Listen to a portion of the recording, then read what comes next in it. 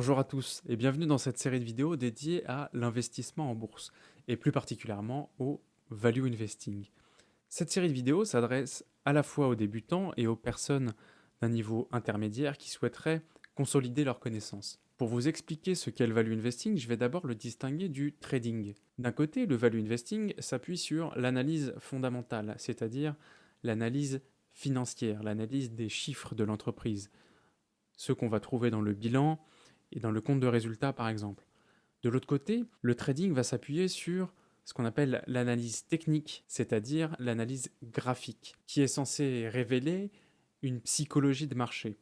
Et c'est ça que le trader va analyser. Ces deux manières d'investir se distinguent notamment sur l'échelle de temps pendant lesquelles on va investir. Dans le value investing, on va avoir une vision qui va être une vision de long terme. On va faire ce qu'on appelle du buy and hold, c'est-à-dire qu'on va acheter une action pour la garder longtemps. À l'inverse du trading, où l'objectif est de réaliser une petite plus-value, et donc on va acheter et vendre relativement rapidement. Dans le cas du value investing, un investissement dure de plusieurs mois à plusieurs années, alors que dans le trading, cela va durer de quelques minutes à quelques semaines. Un des principaux avantages du value investing, c'est qu'il représente un risque qui est relativement faible. Il n'y a pas de risque zéro évidemment, mais lorsqu'on investit dans une société dans laquelle on a confiance et qu'on pense pérenne, on prend relativement peu de risques. À l'inverse du trading, qui est très sensible à des données qu'on ne maîtrise pas, à savoir la psychologie de marché, les informations, les retournements sont assez fréquents et assez rapides, particulièrement lorsque le marché est volatile comme en ce moment. D'un point de vue du temps qu'il faut y consacrer, le value investing ne demande pas plus d'une heure à 2 heures grand maximum par mois, là où le trading va vous demander d'être concentré quotidiennement et de suivre quotidiennement l'activité. La durée d'apprentissage du value investing est relativement moyenne. Il vous faut apprendre les quelques principes de base et vous pourrez commencer à investir intelligemment. Là où le trading est un peu plus difficile et demande de s'entraîner pendant quelques mois avant de pouvoir être vraiment efficace et rentable. On voit donc que ces deux visions s'opposent. On va avoir d'un côté une vision qui est plus sereine, qui est celle du value investing, qui est passive en quelque sorte, et de l'autre côté celle du trading, qui va quant à elle être beaucoup plus active et plus stressante. J'ai décidé de commencer à créer ce contenu autour du value investing parce que je vois beaucoup de formateurs promettre monts et merveilles sur le trading alors que la réalité est bien différente. Le trading est extrêmement difficile, donc pas seulement en termes d'apprentissage comme je viens de le dire, mais aussi en termes psychologiques. Il faut savoir que selon l'AMF, 90% des traders perdent de l'argent ou finissent ruinés dans les premiers mois d'investissement. Alors attention, je ne suis pas en train de dire que l'analyse technique ne fonctionne pas, je préviens sur le fait qu'elle demande beaucoup d'efforts et présente peu de garanties. Je conseille, surtout si vous êtes débutant, de commencer par le value investing pour vous familiariser avec les marchés financiers. En revanche, je pense que les deux peuvent être complémentaires. On peut se former et s'entraîner au trading sur un simulateur, faire ce qu'on appelle du paper trading, puis s'en servir pour trouver des bons niveaux d'achat et de vente pour le value investing. Alors, je ne ferai pas une comparaison duquel est le plus rentable, je vais juste me concentrer sur le value investing et avant ça, je vais vous faire part d'une petite anecdote qui a eu lieu lorsque Jeff Bezos et Warren Buffett se sont rencontrés. Donc, Jeff Bezos, le fondateur d'Amazon. Jeff Bezos a demandé à Warren Buffett: ta façon d'investir est si simple, pourquoi tout le monde ne te copie pas? Et Warren Buffett a répondu: parce que personne ne veut devenir riche lentement. Et cela vous donne bien un ordre d'idée de la logique qu'il y a derrière le value investing. Il s'agit de s'enrichir de manière relativement peu risquée, mais plutôt certaine, bien que cela prenne du temps. Voyons donc maintenant si le value investing est rentable.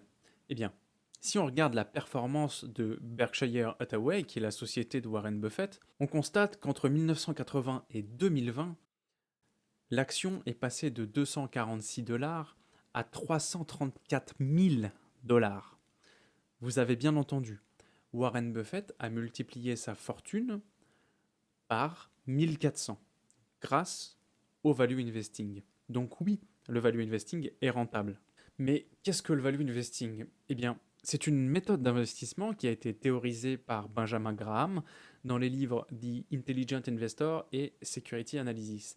Benjamin Graham était le professeur de Warren Buffett à Columbia, et c'est de lui que Warren Buffett a tiré une grande partie de ses connaissances qui lui ont permis de devenir l'un des hommes les plus riches du monde.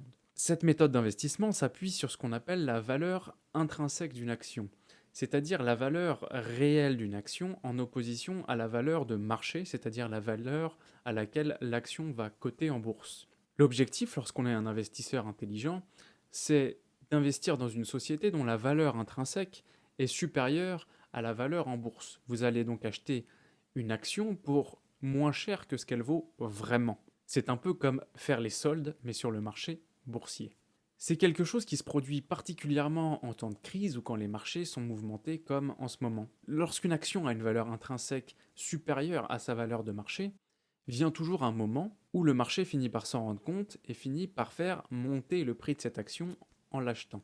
Nous reviendrons plus tard sur ces mécanismes. Mais commençons tout de même par structurer notre pensée en nous appuyant sur quelques principes d'investissement de Warren Buffett. Il est important d'évoquer ces principes maintenant puisque c'est eux qui vont structurer notre pensée d'investisseur et qui vont expliquer pourquoi nous analysons certains chiffres dans les prochaines vidéos plutôt que d'autres. Ces principes permettent de comprendre la logique qu'il y a lorsqu'on est un investisseur intelligent. Pour commencer, il faut que l'action soit stable et compréhensible. Alors pourquoi stable? Déjà parce que les gens aiment la volatilité, puisque cela semble plus rentable, mais c'est aussi plus risqué, et donc moins souvent rentable sur le long terme. Compréhensible cette fois, pour réduire le risque. Lorsque vous achetez l'action d'une société, si vous comprenez tous les tenants et les aboutissants qu'il y a autour de cette société, lorsqu'une nouvelle sort, vous savez l'interpréter, et donc vous savez si elle sera potentiellement bonne ou mauvaise pour votre investissement. Et donc s'il sera éventuellement intéressant d'acheter à nouveau cette action. Attention néanmoins, puisque quand je dis compréhensible, c'est très subjectif. Par exemple, un ingénieur en aéronautique aura sans doute plus de connaissances que moi dans les sociétés du même secteur et aura donc plus de compréhension des tenants et des aboutissants. Il sera donc plus à même d'acheter des actions de ce secteur, là où moi, je m'en préserverai. Deuxième principe, il faut acheter des actions qui ont de bonnes perspectives à long terme. Il faut donc vous poser la question, est-ce que cette société existera encore dans 20 ans?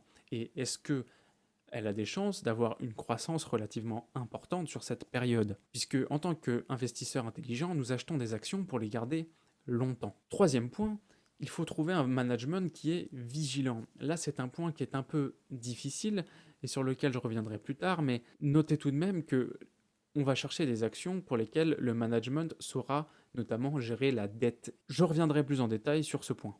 Enfin, et c'est le point le plus important, il ne faut acheter une action que lorsqu'elle est sous-évaluée. Rappelez-vous, c'est ce que je vous disais avec la valeur intrinsèque. C'est le point le plus fondamental en value investing. Et ce point va demander à l'investisseur d'avoir deux qualités. Ces deux qualités sont la patience, mais sont aussi d'avoir confiance en soi, en tant qu'investisseur. Cela va venir évidemment lorsque vous vous serez formé et que vous en aurez appris davantage. Alors pourquoi ces deux qualités sont aussi importantes? Il faut comprendre que le marché n'est qu'un endroit où on achète et où on vend des actions. Même si les chiffres sont mis à jour à la microseconde près, cela ne veut pas dire qu'il faut les regarder. Par exemple, si vous êtes propriétaire d'un appartement, vous n'allez pas regarder tous les jours combien il vaut. Eh bien c'est pareil lorsque vous achetez une action, vous l'achetez pour le long terme. Peu importe si sa valeur monte ou descend, et c'est là qu'on en vient au fait qu'il faut avoir confiance en soi et en ses investissements. Il faut savoir que lorsque Warren Buffett achète une action, il l'achète en se disant que le marché pourrait fermer 5 à 10 ans sans que cela ne lui pose problème. En tant qu'investisseur intelligent, on a conscience de la valeur de ce qu'on achète et de sa capacité à générer des revenus, donc on a tout intérêt à le garder longtemps, si ce n'est toute sa vie. Un autre point, c'est qu'il faut savoir faire la distinction entre les bonnes et les mauvaises affaires, et cela demande donc d'être patient. Être patient, cela se manifeste en sachant attendre les bonnes affaires. Il y a des périodes où beaucoup de mauvaises affaires se présentent et d'autres périodes où beaucoup de bonnes affaires se présentent. Et il faut savoir être actif seulement lorsque de bonnes affaires se présentent. Finalement, le value investing est une méthode d'investissement relativement passive. Donc si vous êtes convaincu par le value investing et que vous souhaitez en apprendre davantage, je vous invite à regarder les vidéos qui vont suivre et à vous abonner pour ne pas manquer celles qui sortiront après. Je vais donc terminer avec une citation de Warren Buffett qui nous dit qu'il y a deux règles en investissement en bourse. La première, c'est qu'il ne faut jamais perdre d'argent et la deuxième, c'est qu'il faut toujours se rappeler de la première. Sur ce, je vous attends dans la vidéo suivante. Salut à tous!